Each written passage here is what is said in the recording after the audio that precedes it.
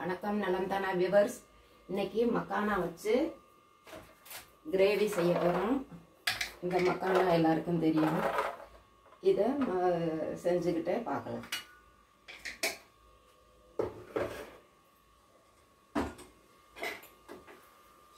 அடுப்பை பற்ற வச்சுக்கலாம். அதில் ஒரு பேன் வச்சு அதில் ஒரு ஸ்பூன் நெய் ஊற்றிக்கிட்டு ஒரு கப் அளவுக்கு நமக்கு வேணுங்கிற அளவுக்கு எடுத்துக்கலாம். நான் ஒரு கப் அளவு எடுத்துருக்கேன். இன்னும் நிறையா போல போட்டுக்கலாம். இதை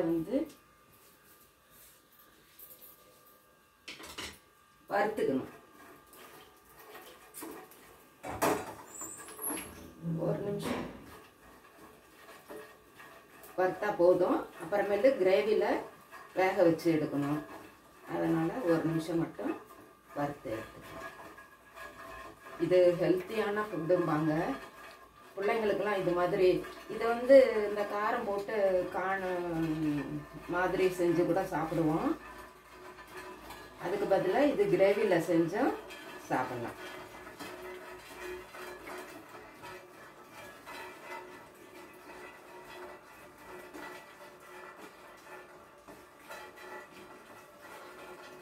நெய்யில் வறுக்கவும் நல்லா வாசமாக இருக்குது. சும்மா லேசாக ஃப்ளஃபியாக வரும்.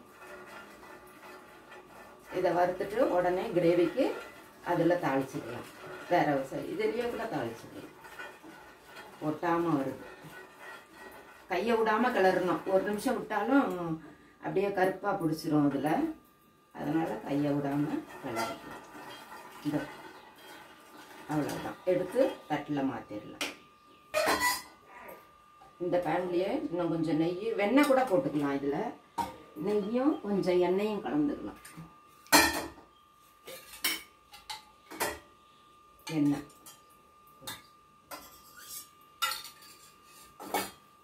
இதில் பட்டை, கிராம்பு, ஏலக்காய், கரம் மசாலா, அதாவது கரம் மசாலாவுக்கு அரைப்போம் இல்லையா, அது மாதிரி பட்டை, கிராம்பு, ஏலக்காய், சோம்பு, ஜீரகம் இதெல்லாம் போட்டுருக்கோம். இது போட்டு கொஞ்சம் லேசாக வெடிச்சதுக்கப்புறம் இதில் வெங்காயம், நான் சின்ன வெங்காயம் எடுத்துருக்கேன், பெருசும் போட்டுக்கலாம்.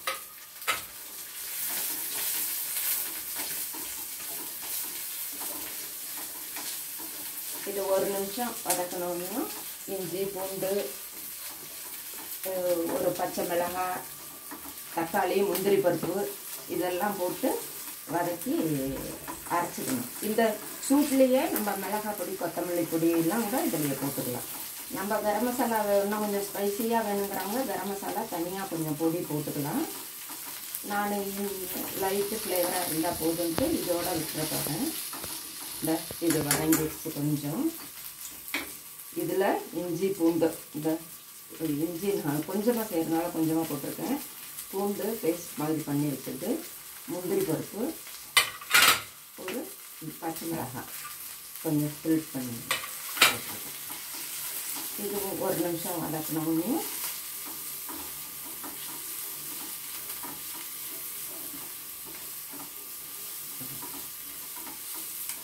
இது சப்பாத்தி, பூரிக்கு தொட்டுக்க சாப்பிட நல்லாயிருக்கும். மற்றது நம்ம சைடிஷ்க்கு நமக்கு டேஸ்ட்டுக்கு பிடிச்சதுன்னா இட்லி, தோசை கூட தொட்டுக்கிட்டு சாப்பிடலாம். அதனால் ஒன்றும் இல்லை. இந்த இதுவும் வதங்கிடுச்சு. இப்போ தக்காளி, ஒரு மீடியம் சைஸ் தக்காளி போட்டிருக்கேன்.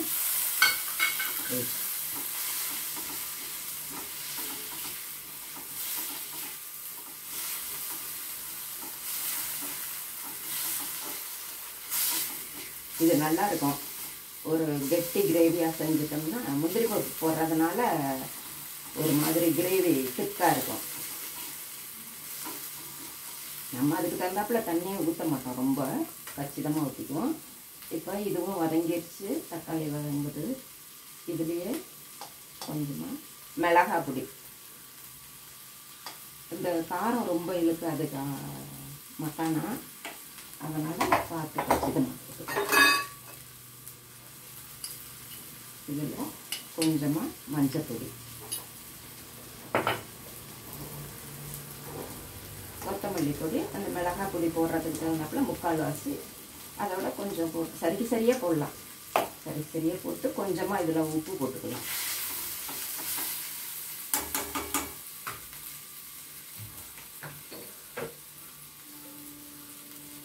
கொஞ்சமாக பார்த்து போட்டுக்கலாம், அப்புறம் பார்த்தலைன்னா போட்டு.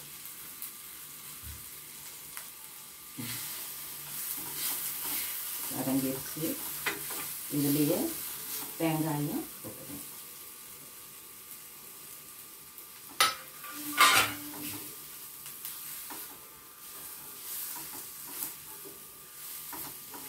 இப்போ ஆறுனதுக்கப்புறம் அரைச்சிட்டு வேறு ஒரு பவுல் இதே கழுவி போட்டு வேறு ஒரு வடை சட்டியில் கொஞ்சமாக எண்ணெய் ஊற்றி சும்மா கொஞ்சமாக சோம்பு ஜீரகம் ஒரே ஒரு பட்டை கொஞ்சமாக வெங்காயம் தாளித்து கொட்டினோம்னா நல்லா வாசமாக இருக்கும். தாளித்து இந்த கிரேவியை கொட்டி ஆஃப் பண்ணிடலாம். அடுப்பை பற்ற வச்சு ஒரு வடை சட்டி வச்சாச்சு பாத்திரம். இதில் கொஞ்சமாக எண்ணெய் ஊற்றியாச்சு.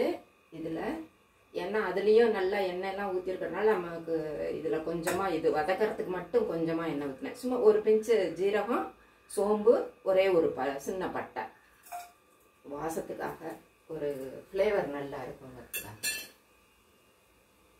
இது கொஞ்சம் செவந்ததுக்கப்புறம் சும்மா ஒரு 4 பீஸ் வெங்காயம், ஒரு சின்ன வெங்காயத்தில் பெரிய வெங்காயத்தில் ஒரு பாதி, பெரிய வெங்காயத்துலேயும் சின்ன சைஸில் இந்த வெடிக்க ஆரம்பிச்சிருச்சு.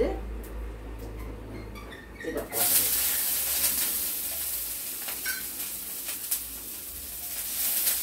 அந்த வதக்கினதை இப்படி அரைச்சி வச்சுக்கிட்டோம் நம்ம நல்லா நைஸாக.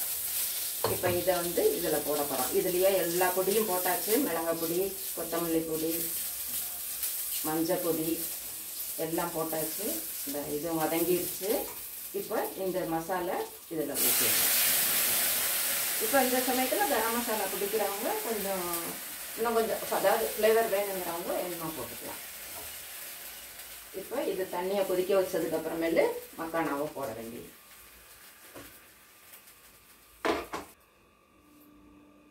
நல்லா கொதிச்சிருச்சு. எல்லாம் வதக்குனதுனால வாசம் கூட ரொம்ப இல்லை. அப்படி கொஞ்சம் பச்சை வாசம் இருக்கிறாப்புல இருந்துச்சுன்னா கூட ஒரு 2 நிமிஷம் கொதிக்க விட்டுட்டு இதை மக்கானாவை போடணும். மக்கானா வெந்ததுக்கப்புறமேலு இறக்குறப்ப கஸ்தூரி மேத்தி, கொத்தமல்லி, கொஞ்சம் க்ரீமு இதெல்லாம் போட்டு உப்பு அந்த சமயத்தில் டேஸ்ட் பார்த்துக்கலாம்.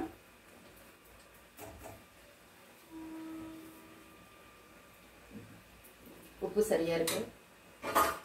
இப்போ இந்த மக்கானா வெந்ததுக்கு அப்புறமேலு நடுப்புற ஒரு 2 தடவை கிண்டி விட்டுருணும், கிளறி விட்டுருணும். ஏன்னா முந்திரி பருப்பு இருக்கிறதுனால அதை லேசாக அடி பிடிக்கும்.